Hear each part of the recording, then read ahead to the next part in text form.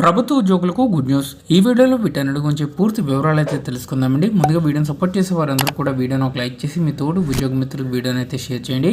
ప్రభుత్వ ఉద్యోగులు పెన్షనర్ల న్యూస్లో భాగంగా ఏ చిన్న అప్డేట్ వచ్చినా సరే మన ఛానల్ ద్వారా అందరికీ అప్డేట్స్ అయితే ఇస్తుంటాం కాబట్టి ఖచ్చితంగా ఛానల్ని అయితే సబ్స్క్రైబ్ చేసుకుని పక్కన ఉండే బెల్ సింబల్ని యాక్టివేట్ చేసుకోండి.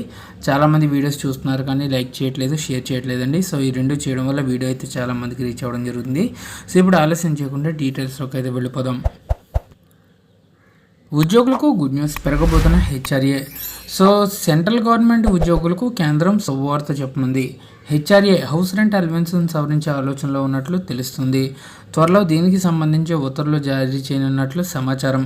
డిఏ అనేది 50% చేరిన నేపథ్యంలో ఎక్స్ కేటగిరీ నగరాల ఉద్యోగులకు 30%, వై కేటగిరీల ఉద్యోగులకు 20%, జెడ్ కేటగిరీ ఉద్యోగులకు 10% రేట్లు సవరించాలని 7వ వేతన సవరణ కమిషన్ గతంలో పేర్కొంది.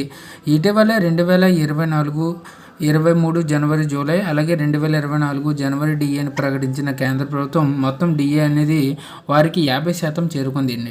ఎప్పుడైతే 50% చేరుకుందో మళ్ళీ వారికి ఫస్ట్ నుంచి కూడా ఈ 50% డిఏ అనేది కూడా బేసిక్ పేలో మెర్జ్ చేసేసి మళ్ళీ ఫస్ట్ నుంచి కూడా డిఏ అనేది పెంచడం జరుగుతుంది. సో ఈ విధంగా సెంట్రల్ గవర్నమెంట్ ఎంప్లాయీస్ సంబంధించి జీతాలు అయితే భారీగా పెరిగిపోతున్నాయి.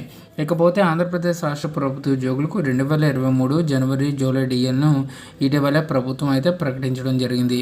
అయితే మనకి ఈ 2023 జనవరి డిఏ అనేది ఏప్రిల్ నెల జీతాలతో పాటుగా మే ఫస్ట్ వారంలో ఈ జీతాలు పెరిగిన వేతనాలు జమ అయ్యే అవకాశం ఉంది.